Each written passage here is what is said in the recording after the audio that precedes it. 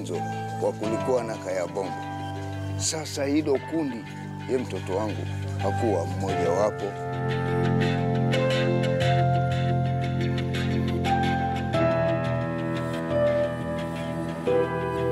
Baada ya kupigwa, kila akisema hakuna kitu anajua, anaambiwa lazima iwe unajua. Taja wenzako. Sikabidi akanitajia mimi na mshtakiwa mwenzangu mwingine. Msako ukaanzishwa wa kutafuta bunduki. Sasa wakati ule Mwanasarigo hakukuwa ati wewe ni nani ama ni nani amechukua hizo bunduki ama ni nani amechoma polisi. Wakati ule ulikuwa ukipatikana unakamatwa.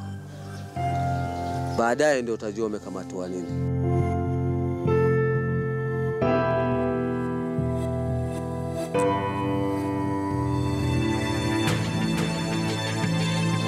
Na huyu kijana aliyekuonyesha hapa, biashara imenishinda. Sasa ninakaa tu, sina mtu wa kunisaidia.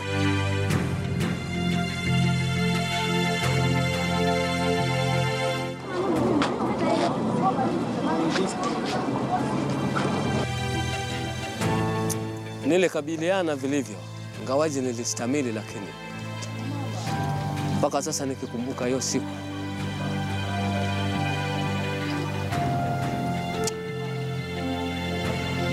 siwezi sahau. Wanasema aliyekewa kamba kama alinyongwa. Wanasema hiyo maiti ilikuwa na mstari ya kamba hapa. Alafu sijui alipigwa nyundo hapa, sijui ni kitu alidungwa.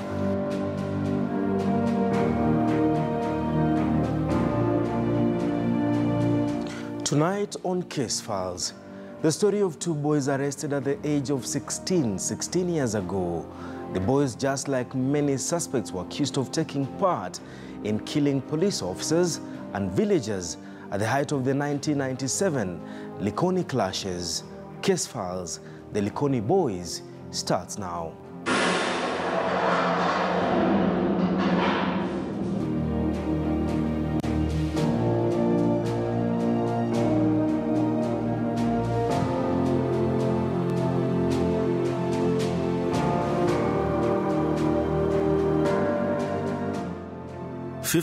August 1997. The country wakes up to grisly scenes of murder, plunder and bloodletting never witnessed before in the quiet coast province.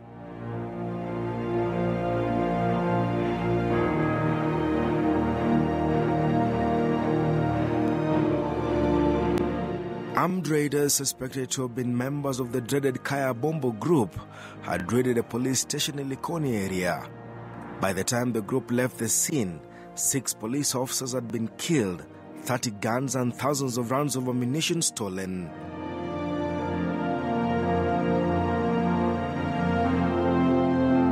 The daring raid on a police station also saw 7 other people killed. The raid was swift. The message was home, that the Kaya Bombo group that has set up base at the Mulungu Nipa forest was determined to take on the police. 2 days later, another group of armed raiders clashed with police officers hunting down police killers. 4 more people were killed in the confrontation.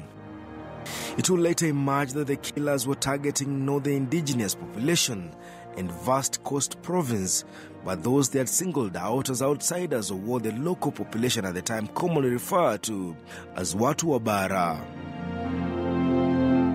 Coast Province, which had rarely experienced ethnic clashes during an election year, was thrust into the national limelight.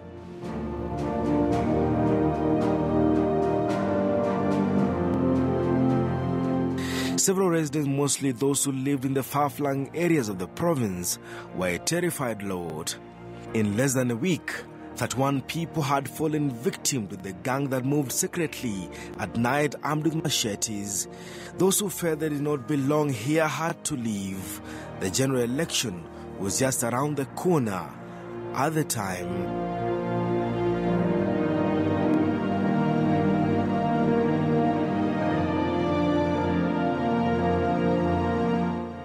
Case Files tracked down the roots of a family whose whereabouts still remain a mystery.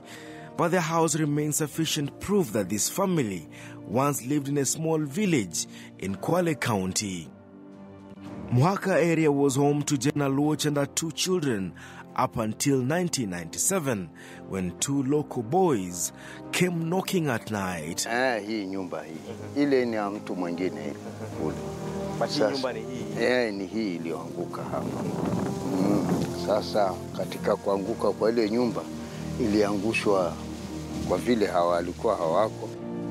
Jen's youngest daughter will later tell the police the 2 boys sat with her mother out in the veranda as she cooked for them. The boys then turned on the mother and strangled her. Before leaving, the gang raped her young daughter, cut her with a machete, and left her for dead. The family was considered unwanted among the indigenous population. Similar killings were also on the rise of people mostly considered to have been in a position to identify the attackers. Many were quietly murdered, and the numbers were rising in what appeared to be ethnic cleansing. Po asubuhi ya kushikwa, tarehe siweze kuikumbuka, lakini asubuhi ndirauka mimi nikaenda kazini.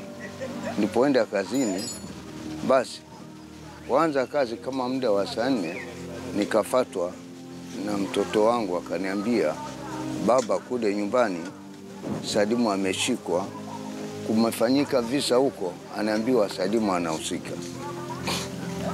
Kisa gani? Nikaambiwa kwamba kulikuwa na mama mmoja aliuliwa, lakini anahusika. The child Hamad Yanga is talking about was a 16-year-old boy, Salim Hamad Yanga. The youngster had been arrested in connection with the murder of Jena Luoch and the gang raping of our daughter days earlier. The 2 families shared a farm. At times, they even shared food. Kasema haya. Nikaenda moja kwa moja mpaka polisi. Nikahojiwa pale. Nikasema ukweli wangu wote, Salimu hahusiki. Salimu alikuwa hapa nyumbani, Salimu akatoka asubuhi, mimi nikatoka asubuhi nikaenda kazini. Lakini hiyo visa mpaka Salimu ashikwe alikuwa visa ya kwanza. Iliendelea karibu ni visa mara 3. Neighbors had turned against neighbors. Likoni, Malindi and Kwale saw an upsurge in killings of residents. The locals are termed outsiders. Wale watu walikuwa wanavamiwa ni watu wa bara, na si hapo peke yake, ni wengi. Maana hivyo visa vya Kayabombo nafikiri ilikuwa all over katika hii area ya Kwale yote. The father says his son was among several young boys arrested in connection to the clashes. The son became one of the youngest suspects to stand trial for the murder of a neighbor. Asa kisa ya kwanza ilitokea, kulikuwa na vijana wengine waliohusika. Salimu hayuko. Kwatokea kisa cha pili, wale watoto wakashikwa, wakapelekwa kwa chairman. Salimu hahusiki. Hii mara 3 nikamwambia Salimu, kulingana na hivi visa mimi sitaki mvisikie. Wewe kama hutaki kusoma, basi mimi kitu cha kwanza ni kusema una babu yako. Kwa hivyo Salimu nikamhamisha kabla hajashikwa, nikamhamisha nikampeleka Msambweni kwa babu yake. 16 years later, case files caught up with Hamad Yanga at Shimolatewa Maximum Prison. Hamad is now 32 years old. Mimi kuhusiana na hii kitendo mimi sijui, lakini kuna mshtakiwa mwenzangu, tulikuwa tumeshtakiwa watu 3. Mimi na wenzangu 2. Sasa baada ile fujo Kayabombo, ndio ule mwenzangu akiwa bado yeye ni mdogo alikuwa anachunga tu ng'ombe za babake. Ile akizunguka na mang'ombe akaenda akapata vitu zimefichwa mahali. maredio, mapasi, nini. Yeye hakujua ni nini inaendelea. Hamed denies he was one of the men who strangled his neighbor, let alone gang-raped her daughter. Sasa siku hiyo mimi kwa Msambweni nimeamka vizuri, nini nimekaa. Mara naona huyo mzee, babangu na wazee wengine. Wakaja wakaniambia, bwana, inasemekana wewe ile mauaji yamefanyikaga kule, wewe pia umehusika. Mwanzo hata nilishangaa, nilishindwa, ni hao watu mimi sijawahi hata kushikwa na msako na polisi siku moja wala nini, wananiletea story ya mauaji tena.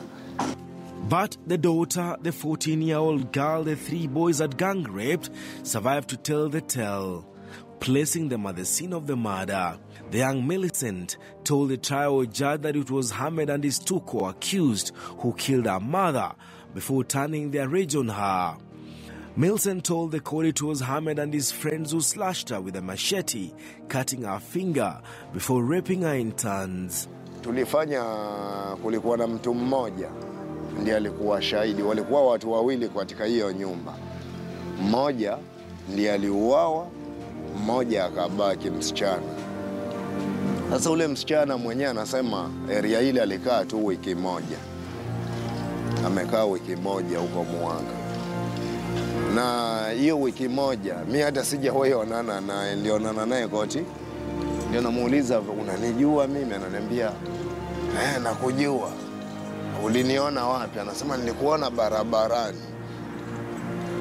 Uliniona barabarani, mara ya kwanza. Na mara ya pili, anasema mara ya pili ndio nimekuona kwa hiyo kitendo.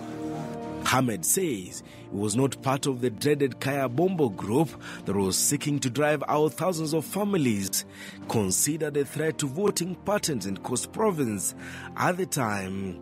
Wako jela kwa maana sasa majaji wenyewe kila ukisimama tu yeye tayari amekuwekeaga ile grudge kuwa hawa ndio wale wanaua jamaa zetu huku.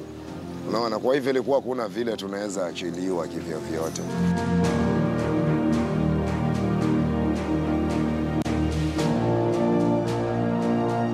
Police arrested several other people in connection to the clashes that spread like wildfire from Likoni to Kwale and later Malindi. 40 people had died and security agencies were under pressure to contain the bloodletting. The attacks were coordinated from one town to another. The killers, mostly armed with machetes, did not steal anything from the victims that they hacked. Case Files returns after this short break.